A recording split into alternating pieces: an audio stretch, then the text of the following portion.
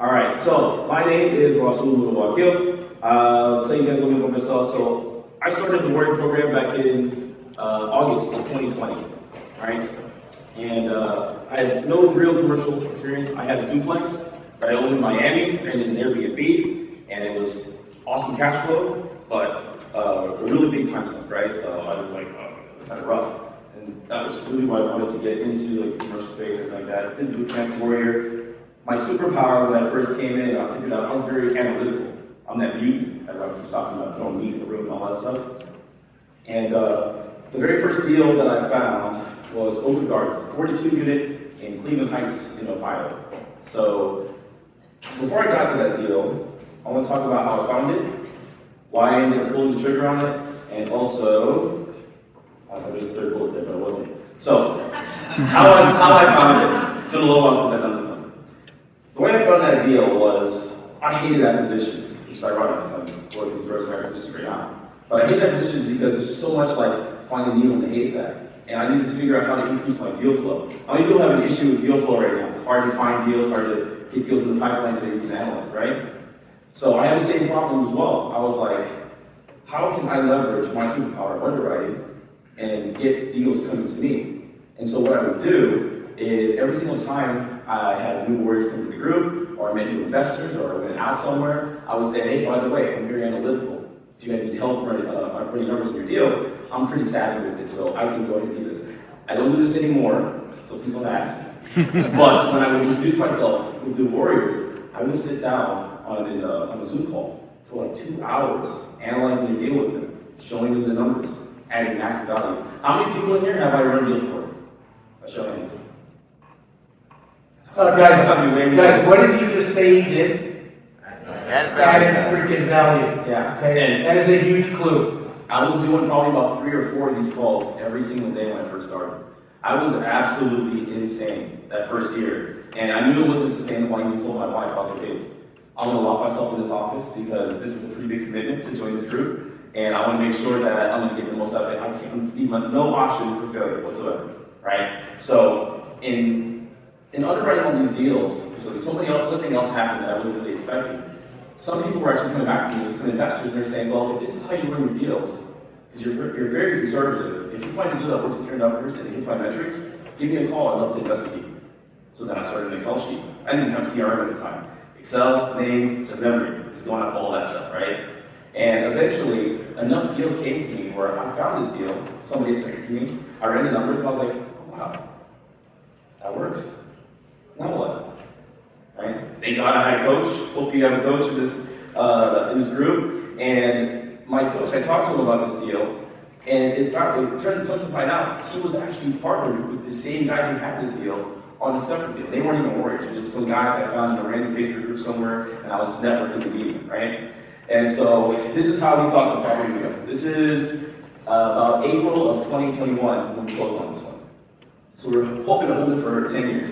Because the Midwest is like a cash flow cap, not really for yield. You're going to get like super low cap rates, high valuations, and everything like that. In order to get like Miami appreciation, I have to boost the rents by like 3 or 4 times what I would have to do down there, right? Because cap rates are like 7-8% versus 2 or 3% Miami. It's a little bit better now, 4.1. It's ridiculous. But 11% cash on cash, which was the real ceiling here or there, and about 14% IRR, which we were looking for. There's a lot of value add because there's an old building somewhere. You guys saw that first picture. And we were supposed to close on April 1st. And total raise started out at $930,000. Didn't end there. Right? No surprises in due diligence. So what actually happened back in 2021, if you guys remember, supply chain issues, construction costs had gone through the roof. It's very difficult to be able to get stuff happening. Our contractors were actually walking off-site because they were initially bid for us $5,000 to $6,000 a door. When we turned our first unit over, it's $12,000. I'm a numbers guy. When you more than double my CapEx projections, I don't get very happy, right? And then also we had delayed evictions because the whole COVID thing was still kind of happening in that neck of the woods. So the good news though is that at that same time, for whatever reason, the market went absolutely insane. Cap rates compressed like crazy. People were just, bidding over one another. right? You guys would put offers in at full ask. You're like, I'm sorry, you lost. You guys came in $2 million higher. What? Oh, okay. But that caused cap rates to come down, where we bought it at like 8, maybe 7.5, somewhere around there. And cap rates in the market went down to like 6.5, which is like massive, right? Because normally when I underwrite, I project 10 basis points, 10 to 15 basis points per year held above where I came in, so that I need to go ahead and get that value there. So the fact that the cap rates actually compressed was a huge part. Actually, it was the only thing that really made this whole entire deal work, truthfully, right? Because we weren't expecting for our capex to be so high. We weren't expecting for the renovations to be delayed and all that other stuff. The organic rent growth, we were getting lease trade-outs without even doing renovations because we couldn't do them. Like our operators, Michael and Todd, were actually fantastic guys. Young guys, very hungry, they just wanted to hustle. Michael was sending pictures. He was actually changing the toilets himself. And that's how bad it got, right? And it was just a time sink on their end, but they wanted to go ahead and make sure that it worked. Our renovations were still going slowly but surely, and conservative underwriting, again, I need to make sure that no matter what hit the fan, cap rates going up, rents not being able to grow as fast as we thought they would, interest rates not being as favorable in the future when we went to a refinance. All of these things were types of ways that I'm trying to be conservative in underwriting the deal. So what actually ended up happening is somebody from California sold one of the properties and said, hey, I was looking this up, I'd like to send you guys an offer, right? We did have like a prepayment penalty for the temple loan that we had in place, but even in doing so, we kind of factored that into the cost. Remember, we didn't even get to use our renovation loan, so we had like $150,000 left over. And this is only going to be 13 months into the ultimate deal. And we have to sell the deal and got about 34% deal level returns for the investors. Right? The only deal right now. So we decided to sell because we could have toughed it out, held out, and probably still would have cash flowed. Market would have appreciated it a little bit better, and it would have been like kind of like a good cash cow. But if you think about it, from the underwriting, from where we were, with that 30% returns in 13 months means, is that we were getting year 3 or year 4 returns in just over 12 months. So it just made more sense, mathematically and financially, to take that money right now and then redeploy it to something that's a little bit more stable, that wouldn't cost our operators a lot of time, where we wouldn't have to have the headache of trying to figure out how to renovate the rest of the units. Or, you know, the last thing that anybody wants to do is a capital call, right? And tell the investors, hey, we need more money to do the deal. You guys want to give me another $50,000? Like, that's not going to happen, right? So it just made more sense for everybody in. And I didn't have to do this, but I went to the LPs and I told them the situation. I talked to each one of them. I called them and I said, hey guys, this is the deal. Our property right now it's okay. Our distributions are a little lackluster, as you notice, right? We're getting some cash flow, but it's not great. And it's going to be a lot of work to try to get this done. And these contractors are still like super high bidding, costs are really through the roof. You know, what are we supposed to do? So we're saying, we have an offer to sell, I think we're going to take it. How would you feel about it? Every single one of them said, whatever you think is best. I was like, all right, well, that's a nice feeling. And that's really important when Ron talked about that with capital raising. Whenever you talk to your investors, right? People will give you money if they know you, if they like you, they trust you. And just by being as transparent as I could, investors don't want to hear just sugary truths, right? You got to be able to let them know the good, the bad, and the ugly. They just want to know. If you withhold information, if you delay communication, or if things just go, you know, too long without just touching base, then you're not really building relationships, right? And that CRM is key. Thank God for my wife. She built my CRM for me, right? Because I'm analytical, but I'm not that technical, right? I'll get lost in the weeds trying to figure all this other stuff out and just have so many other things going on. But having that CRM allows me to go ahead and have all of my communication go out to my investors very seamlessly, very frequently, right? I talk about the new deals, I talk about the market, I do posts on Facebook. You guys might see a post of mine in the Warrior Group every now and then, yes? Yeah, right? Just so I do that so that when people see me online, they think about me. They only see me do apartment buildings, and they see my kids with ice cream, or something like that, right? So that's my kind of brand, that's my persona online. When they think about Rasool, they think about multifamily, or my family, either way. And that's all that I want people to see out there, so that I have unsolicited people hitting me up in my DMs on Instagram, on Facebook, Some people will come to my meetups, and they're like, hey, do you have a deal? Right? So money comes to me, deals come to me. I just put them together. That's how it happens so quickly. That's why it happens so frequently. Right? And you gotta have those affirmations and say that, speak it to life. Anybody do affirmations here? Yes. Yeah. So the ones who didn't raise your hand, why not? It feels weird? I thought it felt weird. I'll sit in my office, crisscross applesauce, like I tell my kid. Right? Doing Ron's a pro at it. He does it. He's got the music and everything. I'm just sitting there like, I'm on there. Awesome. Right? But after a while, I started to believe it. These are the things that you tell yourself.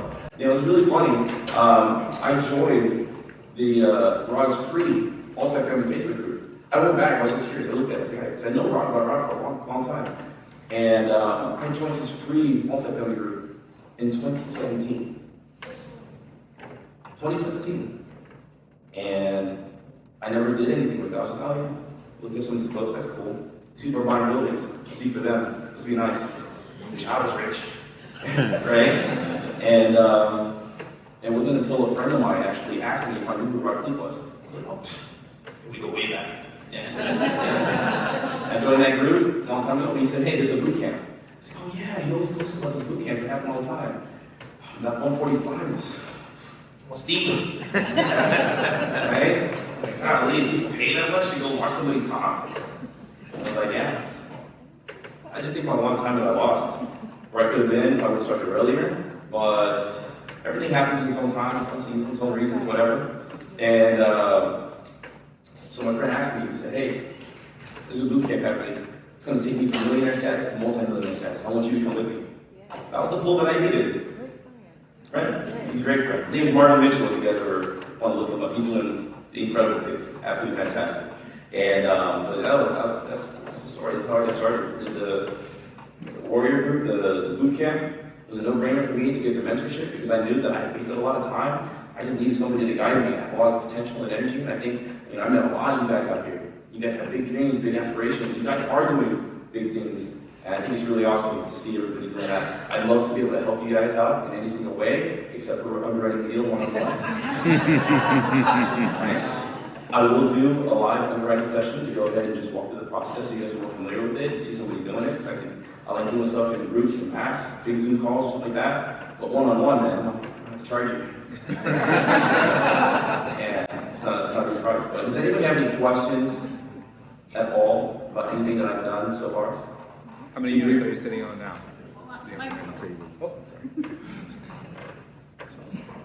How many units do you have under management right now? Under management, as a GP, 3,311. Yeah.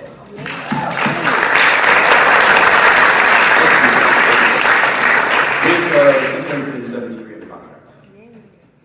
Set to close in June. Platform.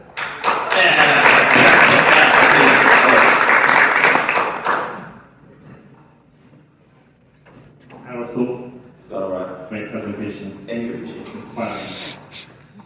Two questions. Yes. What is the thinking behind the holding for 10 years? Most of the deals I've seen, they want plan for 5 years, typically they exit in 2 to 3 years. I don't understand that. And second, you did explain, but what was the decision to sell in 13 months with 30% returns? Were you not thinking of holding for some more time and increasing the returns, like to 1.5, 1.7 up 2x? Yes. Very good questions. The thinking in number one about why to hold for 10 years, because I want lifetime cash flow, right? We want to put our money in, boost the value, take as much cash out and refi, and then just ride it. Let it go. We want to hold it for 10 years, right? So that's the first one, very easy. The second reason, the second question about why sell at 30% returns when we probably could eat that a little bit more, it was about logistics. These guys they're newer operators, as I was, right? I had to kind of take a risk on these guys. They had only done maybe 1 or 2 smaller deals. The 42 unit at the time was going to be their biggest deal. But because my coach was actually involved with them on one of the smaller deals, he said that they were pretty good guys. That's the reason why I took a chance with them. But because they were just starting out, and especially you guys will experience this hopefully you start getting deals, and you start having some ownership in these properties, you'll realize that you're gonna have to start building a business to manage all that. And these guys didn't have that yet. That's called a quality problem. You know, as you go through life, you're going to have problems, yes? You want higher quality problems. Like right now, I'm looking for coaches. That's a quality freaking problem, yes? Better believe it. Yes, sir. All So right. that's the reason why we decided to sell, because it was too much on them, and it just made a lot more sense to move on and take the money and run. Take the money, show me the money! All right, now let's take a break, huh, guys? Give me a hand.